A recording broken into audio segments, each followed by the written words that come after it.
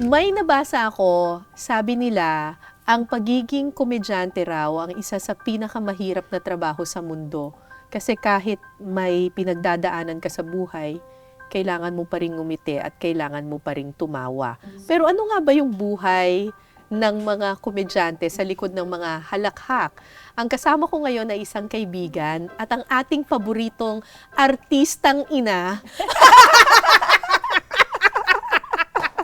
Charis Solomon. Yay! Balitang ina! Alam mo, parang mas mahirap yung trabaho mo.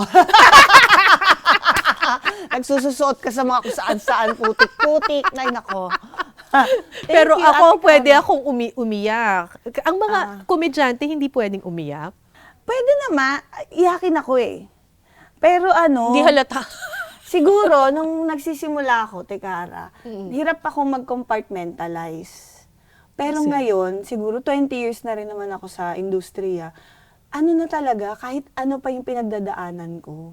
Actually, naranasan ko, namatayan ako, hindi ako nag-leave. Dire-diretso lang ako, kaya ko siyang gawin na. Kaya mo na. Mm-mm. Pero dati mahirap. Dati oo, nung teenager ako, pag nag-away lang kami ng jowa ko, yung LQ lang. Oo. Dahil hindi niya lang ako na-kiss bago matulog dahil nakatulog siya. Babaw? Mga ganun. Oh. Oo. Yung nagtasag-away na Naapektuhan ka talaga. Oo. Tsaka, hirap ako. Iba yung mood ko sa set. Correct. Ngayon Oo. hindi. Kaya Kaya kong na. maging masaya. Kumbaga ito, sabi ko nga kapag nasa workplace ako, Mm-mm. day off ko to with pay.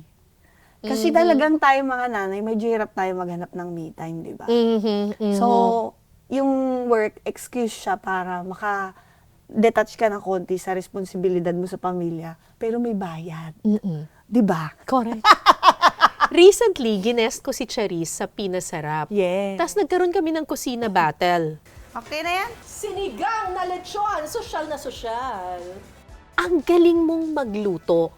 Tapos nung nakita ko kung gaano siya kagaling magluto, somehow doon ko nakilala kasi nagkwento ka sa akin kung bakit ang galing mong magluto. Ay. Kasi ang sabi mo, bata ka pa lang, ikaw na talaga yung nagpapakain sa mga kapatid mo. Yes. Bakit? Kwento mo nga sa akin. Ano ba yung pinagdaanan mo nung bata ka pa lang na parang nagulat ako eh. Hindi kasi, nung bata ako, umalis ang nanay ko. 6 years old ako. Tapos, 6? yes, Okay. 6 years old. Yun yung kinukwento ko. Kinento ko ba sa'yo na, actually, nung inisip ko, kailan ba ako huling nagkaroon ng passionate hug with my mother? Yun. Nakapanty lang ako, aalis na siya, hindi ko alam na. Pupunta ka na ng Japan.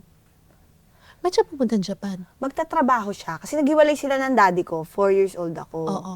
Ang daddy ko mayaman. Oh, Ang nanay ko hindi well off. sakto lang. Yes, sakto lang. So nakatira ang pamilya ng nanay ko sa Pasay. Oo. As in compound, doon kami nakatira, ganyan. Oo. Yung usapan yata nila, agreement nila is education lang and a little allowance, parang pambaon. Parang as little as 4,000 a month.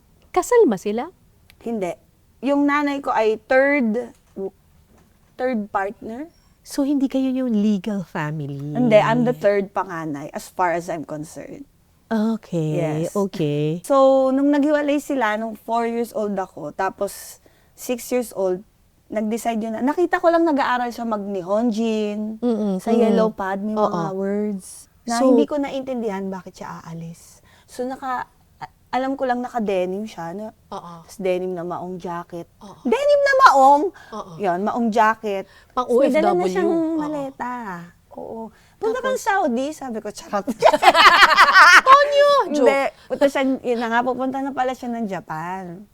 Tapos nakayakap lang ako sa leg niya. Tapos yun Ano nga, sabi niya ko, sa'yo? yung hindi tumitingin. Very pampelikula yung mga lumang magulang. Alam niyo yun? Hindi tumitingin Hindi sa'yo. tumingin. Hindi tumingin. Tapos, ginaganon ka lang. pero paano mo Yun. nalamang pupunta siya ng Japan? Naririnig-rinig ko lang. Tapos yun nga, nag-aaral siya. Tapos kasi may yung isang kamag-anak namin, nagja-Japan kasi. Oo. Parang may nagtutour guide siya ng mga Hapon, tapos merong mga entertainer na mga relatives. So baka doon na yung idea. Kasi ang nanay ko maganda, sexy, magaling sumayaw. Alam mo ba yung familiar ka sa Bellstar? Bellstar Dancers. Yes, yung gumaganon. Oo, Yan, maganon, ganun siya. ganon. Oo. Sinasama niya pa ako. Basta alam ko lang, nagsasayaw siya.